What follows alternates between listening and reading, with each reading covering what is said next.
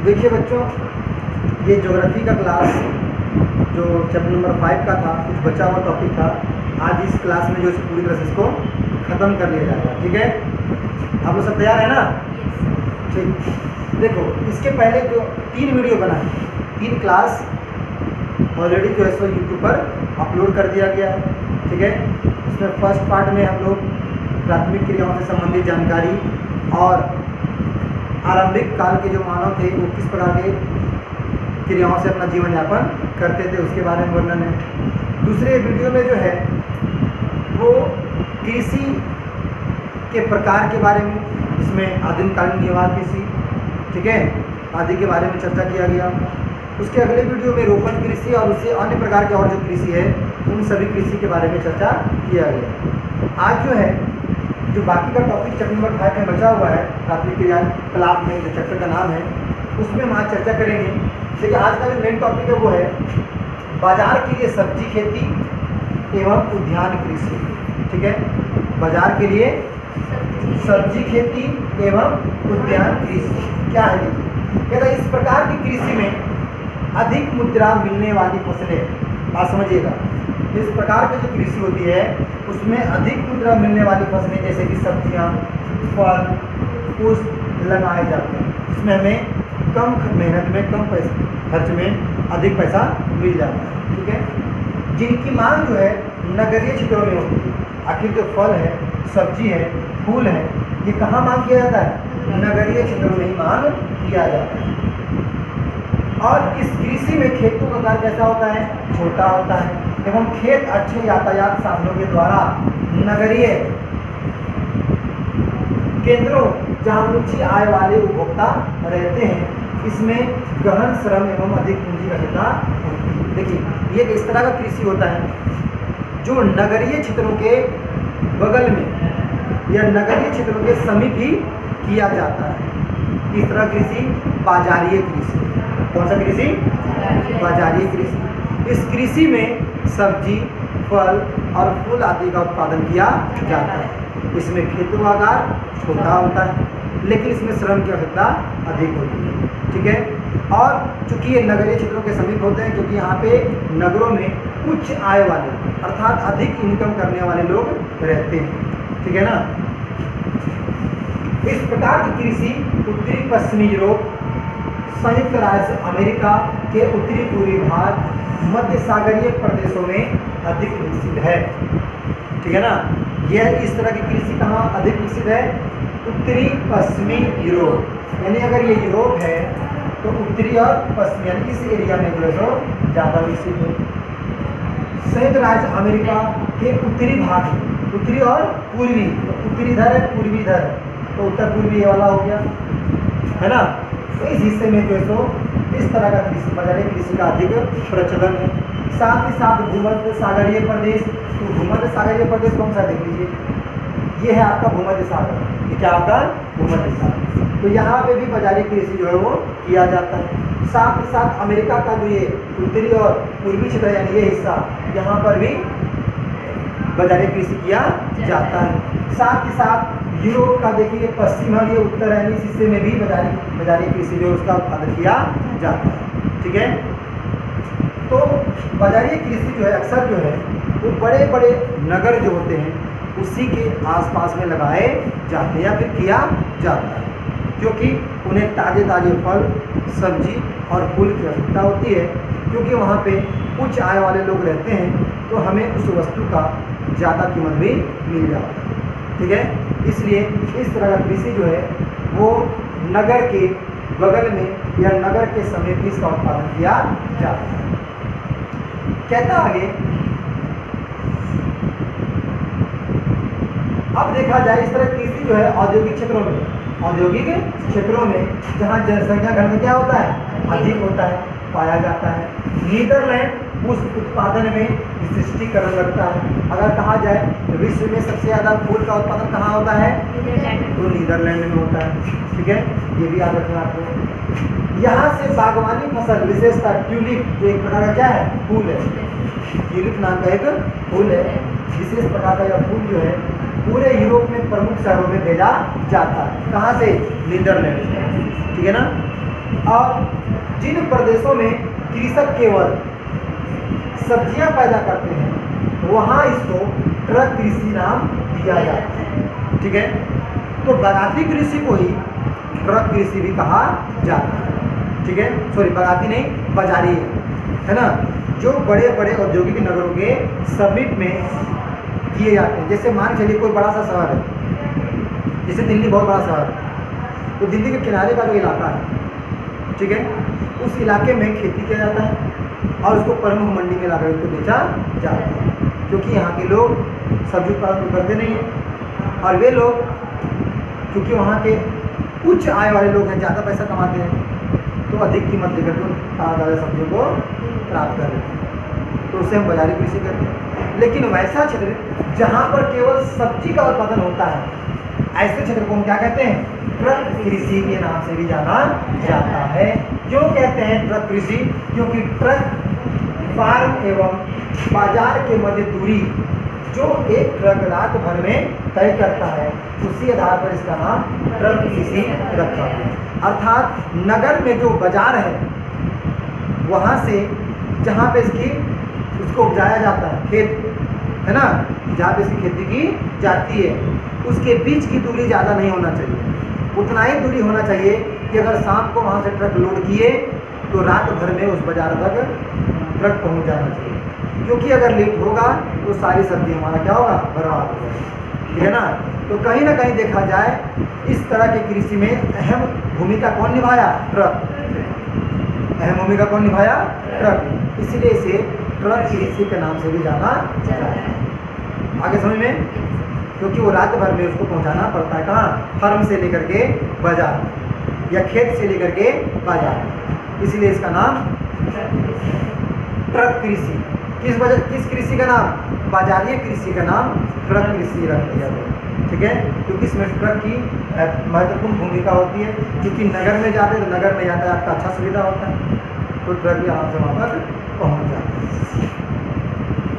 पश्चिमी यूरोप एवं उत्तरी अमेरिका के औद्योगिक क्षेत्रों में उद्यान कृषि के अलावा कारखाना कृषि भी की जाता है। इसमें पशुधन पाला जाता है। पशुधन समझते हैं ना, पशुओं को पाला जाता है, जैसे विशेषतः गाय, बैल, कुकुर समझते हैं ना, क्या? कुत्ता, इन सभी को पाला जाता है। इन्हें बाड़े पर कारखानों में तैयार बनाए भोजन पर रखा जाता है। बाड़े समझते हैं, यानी जमीन को चारों तरफ से घेर करके वहाँ पे चारा तैयार किया जाता है, घास वास उगाया जाता है, उसको काट करके उसको हम लोग खिला देते हैं। उनकी बीमारियों का भी ध्यान रखा जाता है। इसमें भवन निर्माण, यंत्र खरीदने, प्रकाश यानी लाइट एवं ताप की व्यवस्था करने, पशु चिकित्सा के लिए बहुत अधिक धन की आवश्यकता होती है। एक तरह से देखा जाए तो ये वाणिज्यिक पशु पालन है, जहाँ पे लोग फार्म खोलते हैं, 100, 1000, 500 जानवरों को एक साथ रख दिए, उतना खिलाने के लिए कहाँ से आएगा चारा? तो उनके पास ज़मीन होता है तो वहाँ पे चारा बो देते हैं और कटाई करके पशुओं को खिलाते भी हैं। उसके लिए बहुत बड़ा भवन की आवश्यकता होती है, बड़े बड़े मशीन की आवश्यकता होती है, सफाई के लिए, दूध उत्पादन करने के लिए, बेचने के लिए, साफ सुथरा करने के लिए, पैकिंग करने के लिए, समझ गए? इन सभी चीज़ की आवश्यकता होती है। लाइट की आवश्यकता होती है, टेम्परेचर की आवश्यकता होती है, ताकि वे लोग ज़्यादा ना गर्मी लगे ना उसको ज़्यादा ठंडी लगे। साथ ही साथ उसके लिए स्वास्थ्य पशु चिकित्सा का विशेष ध्यान रखा जाता है, ताकि वो बीमार भी ना पड़े। समझ गए ना, ये सभी चीज़ व्यवस्था किया जाता है। ठीक है, इसलिए इसको हम कहते हैं क्या? उद्यान कृषि। क्या कहते हैं इसको? उद्यान कृषि। अच्छी नस्ल के पशुओं का चुनाव करना, अच्छी नस्ल के पशुओं का चुनाव करना। आप देखते होंगे गाँव में गाय जो होती है वो अच्छी नस्ल के होंगी तो एक दिन में 5 लीटर 6 लीटर दूध देगी। वहीं जो हमारा देसी गाय होता है वो एक दिन में जैसे 1 लीटर दे दिया, ढेर दे दिया, नहीं, बहुत ज़्यादा दे देगा। तो जो अच्छी नस्ल का गाय होगा वो ज़्यादा उत्पादन करेगा। ठीक उस तरह से जो अच्छी नस्ल का बीज होगा उसका फसल अच्छा उत्पादन करेगा, जो अच्छी नस्ल का बीज नहीं होगा वो अच्छा उत्पादन नहीं करेगा, है ना। आगे प्रजनन की वैज्ञानिक विधियाँ, है ना, प्रजनन की वैज्ञानिक विधियों में कौन रहते हैं? कुक्कुर एवं पशुपालन के महत्वपूर्ण लक्षण है, यानी इसको वैज्ञानिक तरीके से इसको पाला जाता है, व्यवस्थित तरीके से। अब देखिए यहाँ पे कुछ बात किया है डेयरी कृषि, डेयरी कृषि क्षेत्र। तो डेयरी कृषि का उत्तर अमेरिका के पूर्वी क्षेत्र में है ना, और यूरोप के पश्चिमी और उत्तरी क्षेत्रों में है कि नहीं। अभी जो मैंने बताया ऑस्ट्रेलिया के देखा जाए तो दक्षिण और पूर्वी क्षेत्र में पाया जाता है। तो यहाँ पे इस तरह का डेयरी कृषि जो किया जाता है। कृषि करने वाले संगठन के आधार पर भी कृषि के प्रकारों का वर्गीकरण किया जा सकता है। तो कृषि संगठन कृषक का खेतों पर अपना अधिकार एवं उस पर सरकारी नीतियाँ जो कृषि में सहायक होती है उसे प्रभावित होता है। इस तरह से अलग अलग वर्गों में बांटा गया है। बहुत तरह की कृषि है। इसके पहले वाले क्लास में मैंने बताया कि आदिकालिक निर्वाह कृषि है, रोपण कृषि है, ठीक है। इसके बाद आप मिश्रित कृषि है, डेयरी कृषि है, वाणिज्यिक कृषि है ना। 4-5 तरह का जो मैंने आपको कृषि के बारे में बताया है। आप इसके पिछले वाले वीडियो को जरूर देख लीजिएगा, वहाँ पे आपको अच्छे समझ में आ जाएगा। अगला जो कृषि हमारा है सहकारी कृषि। कौन सा कृषि? सहकारी। देखिए सहकारी कृषि किसे कहते हैं? जब कृषकों का एक समूह, बात अच्छे से समझिएगा, जब कृषकों का एक समूह अपनी कृषि से अधिक लाभ कमाने के लिए स्वेच्छा से एक सहकारी संस्था बनाकर कृषि कार्य संपन्न करें तो उसे सहकारी कृषि कहते हैं। इसमें व्यक्तिगत फर्म अछूते रहते हैं, अछूते रहते हुए सरकारी रूप में कृषि की जाती है। अब समझिए, जैसे हम लोग मान के चलिए कि 20 लोग किसान मिल गए और यहाँ व्यक्तिगत कृषि नहीं करेंगे, ठीक है ना। हम लोग संस्था बना लेंगे, हम सब मिलकर क्या करेंगे? खेती करेंगे और सब कुछ मिल करके सब खेती के उत्पादन को किसी जगह पर बेचेंगे। तो हम लोग जो संस्था बनाए इसमें एक नहीं, सह मतलब होता है एक दूसरे का साथ, है ना, साथी। तो सहकारी कृषि मतलब जो सभी लोगों का भाग हो, सभी लोगों का योगदान हो, वैसी कृषि, ठीक है। जिसमें एक कृषक समाज का समूह होता है, एक किसानों का क्या होता है? समूह होता है। ये मिल करके क्या करते हैं? खेती करते हैं, ठीक है। इस प्रकार की कृषि को क्या कहते हैं हम लोग? सहकारी कृषि। इसमें व्यक्तिगत कृषि नहीं होता है, भाई हम समूह में काम किए तो जितना हम रोपे, जितना मेरा फसल वो मेरा हो जाएगा, ऐसा नहीं। वो होगा तो सबके लिए होगा, नहीं तो किसी के लिए नहीं होगा। आगे इसको अच्छे से समझना है तो देखिए क्या होता है। सहकारी संस्था कृषकों को सभी रूप से सहायता करती है। यानी एक तरह से देखा जाए, आप इस समूह में 100 लोग हैं, ठीक है, और आपसे काम किया जा रहा है और ये जो है ये नाम कर दिया गया इसका क्या? सहकारी संस्था। एक संस्था बन गया और ये जो काम करेंगे, कौन सा काम करेंगे? सहकारी कृषि का कार्य करेंगे। इसमें क्या है कि ये संस्था है, जितना भी उत्पादन होगा सब ये ले लेगा, ठीक है। और बदले में आपको जो भी चीज़ आ सकता है वो सब आपको देगा, बीज देगा, खाद देगा, उर्वरक देगा, सिंचाई के लिए व्यवस्था देगा, है ना, सब कुछ देगा। लेकिन माल किसको बेचेंगे? आप इसी को बेचेंगे, ठीक है। इसे क्या कहते हैं? सहकारी संस्था। यह सहायता कृषि कार्य में आने वाली सभी चीज़ों की खरीद करने, कृषि उत्पाद को उचित मूल्य पर बेचने एवं सस्ती दरों पर प्रसंस्कृत साधनों को जुटाने के लिए होती है। सहकारी आंदोलन 1 शताब्दी पूर्व प्रारंभ हुआ था। पश्चिमी यूरोप के डेनमार्क, नीदरलैंड, बेल्जियम, स्वीडन एवं इटली में यह सफलतापूर्वक चला। सबसे अधिक सफलता इसे डेनमार्क में मिली, जहां प्रत्येक कृषक इसका सदस्य है। डेनमार्क में यह आंदोलन सर्वाधिक सफल रहा, जहां व्यवहारिक रूप से प्रत्येक कृषक इस आंदोलन का सदस्य है। ये कैसा कृषक है? बात को सच्चे समझिएगा। मान लीजिए एक संस्था है, क्या एक संस्था है, इसने कहा भाई देखो हम सब व्यवस्था कर देंगे आपके लिए। ये किसान है, क्या है? किसान, किसानों का समूह है, किसानों का समूह। इसने कहा आप हमारे पास काम कीजिए, आपको बीज, खाद, उर्वरक, सिंचाई, पानी व्यवस्था सब कुछ देंगे, ठीक है। ये कर लिया। करने के बाद इसने क्या किया? इस व्यक्ति ने इसको किसी दूसरे कंपनी के पास भिजवा भी दिया। दूसरे कंपनी के पास क्या किया? भिजवा दिया, अच्छे पैसे पर, अच्छे कीमत पर, समझ गए। तो इससे लाभ किसको मिला? सारे किसानों को मिला, क्योंकि उसको अच्छे क्वालिटी का बीज मिला, खाद मिला, सब कुछ मिला, इससे उत्पादन इसका अधिक हुआ और अच्छे रेट में भिजवा भी दिया। तो अकेले खेती करते तो अच्छा क्वालिटी का बीज भी नहीं मिलता, मशीन भी नहीं मिलता, है ना, कोई सुविधा भी नहीं मिलता।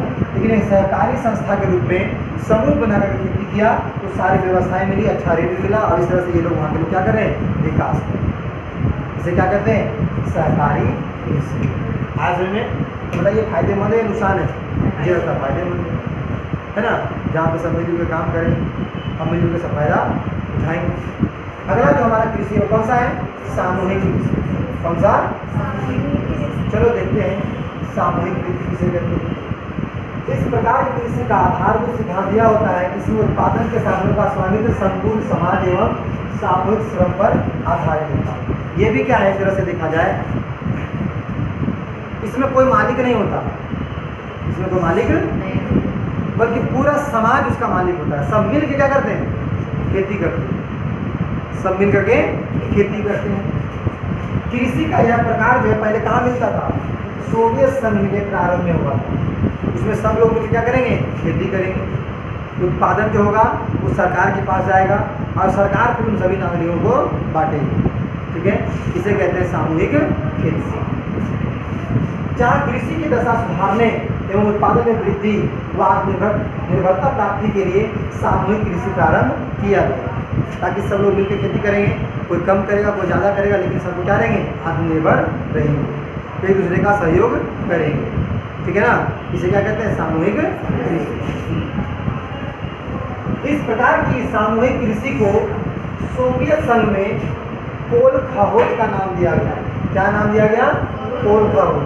तो सवाल आएगा कि सामूहिक कृषि को किस नाम से जाना जाता था सोवियत संघ में, तो सोवियत संघ में इसको पोल खाहोज का नाम दिया गया। ठीक है, कि सभी कृषक अपने संसाधन जैसे भूमि हो, पशुधन हो, श्रम को मिलाकर कृषि कार्य करते थे। जिसके पास भूमि है वो भूमि दे दिया, जिसके पास जानवर है, पशु है, वो अपना जानवर खेत को जोतने के लिए ले लिया, जिसके पास कुछ नहीं है अपना शरीर लेके चला गया, ठीक है ना, काम करने के लिए। सब लोग मिल करके कृषि कार्य करते थे। ये अपनी दैनिक आवश्यकताओं की पूर्ति के लिए भूमि का छोटा सा भाग अपने अधिकार में भी रखते, ताकि भाई हम तुम्हारे यहाँ काम कर दिए, हम आपके यहाँ क्या कर दिए, काम कर दिए, और काम करने के बाद हमको एक छोटा सा जमीन मिला हुआ है, उसमें खेती करके अपना जीवन यापन करेंगे। तो इस तरह की कृषि को क्या कहा जाता है, सामूहिक कृषि, जहाँ पे सब मिलजुल के काम करते हैं। तो दिक्कत, इस चैप्टर का एक लास्ट पॉइंट है, इस चैप्टर का एक लास्ट पॉइंट है, इसका नाम क्या है, खनन। खनन समझते हैं, भूमि के अंदर मौजूद खनिज को जब हम निकालते हैं बाहर खुदाई करके, तो उसी प्रक्रिया को क्या कहा जाता है, खनिज कहा जाता है। उस प्रक्रिया को क्या कहते हैं हम लोग, खनन कहते हैं। उस प्रक्रिया को खनन कहा जाता है। खनिज को खोद कर निकालने की प्रक्रिया क्या कहते हैं, खनन। ठीक है, और ये भी प्राथमिक क्रियाकलाप में ही आता है। देखो, अल्लाह ना करो, ध्यान दो। मानव विकास के इतिहास में देखा जाए तो खनिजों की खोज की कई अवस्थाएं हैं। सबसे शुरू में तांबा की खोज किया गया तो ताम्र युग बन गया, कांसा का खोज किया गया तो कांस्य युग हो गया। ठीक है, लोहा का खोज किया गया तो लौह युग हो गया। इन सभी प्राचीन काल खनिजों का जो उपयोग था वो औजार बनाने, बर्तन बनाने, हथियार बनाने तक ही सीमित था। ठीक है ना, ये इतना ही तक क्या था, सीमित। इसका वास्तविक विकास औद्योगिक क्रांति के पश्चात ही संभव हुआ एवं निरंतर इसका महत्व क्या हुआ, बढ़ता चला। अब देखते हैं खनन कार्य को प्रभावित करने वाले कारक कौन कौन से हैं। पहला है भौतिक कारक, पहला कौन सा है, भौतिक कारक, और दूसरा कौन सा है, आर्थिक कारक। ये दो ऐसे कारक हैं जो खनन कार्य को क्या करते हैं, प्रभावित करते हैं। ये भी सवाल पूछ लेगा, गारंटी है क्या, एग्जामिनर आपसे कौन सा सवाल पूछ लेगा। उसके बाद खनन की विधियां हैं। खनन की कितने प्रकार की विधियां हैं, तो खनन की दो विधियां हैं। खनन कितने विधियां हैं, दो विधियां। अभी आपको यहाँ पे आगे पता चल जाए। देखिए, कहता है उपस्थिति की अवस्था एवं अयस्क की प्रकृति के आधार पर खनन दो प्रकार के होते हैं। पहला होता है धरातलीय खनन और दूसरा होता है भूमि खनन। धरातलीय खनन को विवृत खनन भी कहा जाता है। क्या कहते हैं उसको, विवृत खनन। जबकि भूमिगत खनन को हम कूप खनन, क्या कहते हैं इसको? कूप खनन या कूपीगत खनन भी कहते हैं। आगे लिखा हुआ विद्यालय में खनन की विधियाँ। जब अयस्क धरातल के नीचे गहराई में होता है तब भूमिगत अथवा कूपी खनन विधि का प्रयोग किया जाता है, जब अधिक गहराई में, ठीक है ना। और इस विधि में लंबवत कूपक गहराई तक स्थित होती है। कूपक का मतलब होता है जैसे यहाँ पे गड्ढा दिए, इस तरह से खोद लिए और एक कूपक ले गए यहाँ पर, काफ़ी गड्ढा, यहाँ पेट्रोलियम, ठीक है ना, इसकी खुदाई करके क्या कि यहाँ से पेट्रोलियम को बाहर निकाल दिए, समझ गए? इसे कहते हैं कुपकी खनन। एक होता धरातल, ये ज़्यादा गहराई में नहीं मिले, ज़्यादा गहराई में नहीं मिले, उसका ऊपर का परत हटाएंगे इतना गड्ढा वाला, तो नीचे क्या मिलेगा? खनिज पदार्थ मिलना शुरू हो जाएगा। तो धरातल के ऊपरी सतह में जो मिलेगा उसे धरातलीय सतह खनन, और जो धरातल के काफ़ी नीचे मिलेगा उसे भूमिगत या फिर कहेंगे इसको कूपी खनन, है ना। कौन सा? कूपकी खनन विधि भी कहते हैं। तो खनन करने की कितनी विधि है? दो। एक धरातलीय विधि और दूसरा भूमिगत विधि, ठीक है, जिसको हम कूपकी भी कहते हैं। भूमिगत को क्या कहते हैं हम? कूपकी विधि भी कहते हैं। कोई दिक्कत? तो इस तरह से देखा जाए तो आपका जो क्लास है ये पूरी तरह से क्या हो गया? खत्म। यानी प्राथमिक क्रियाकलाप चैप्टर नंबर 5 आज पूरी तरह से खत्म हो गया। इसको मैंने 4 पार्ट में 4 छोटे छोटे क्लासों में डिवाइड कर दिया ताकि आप अच्छे से इसको पढ़ सकें, ठीक है, और समझ सकें। एक बात और ध्यान देना कि इस चैप्टर को आप जब भी पढ़ेंगे तो पढ़ने के समय में आप अपने पास एक कॉपी और पेन को जरूर नोट कर लेंगे। जहाँ आपको लगेगा नहीं ये बहुत ही मुख्य बातें हैं, उसको तुरंत क्या करेंगे? नोट कर लेंगे, ठीक है, ताकि नोट किया हुआ रहेगा तो उसको आप कभी भी एक नज़र देखेंगे तो वो रिवाइज तुरंत हो जाएगा और एग्जाम में कभी कोई तरह का दिक्कत नहीं होगा, ठीक है। कोई दिक्कत? तो आप लोग मन लगाकर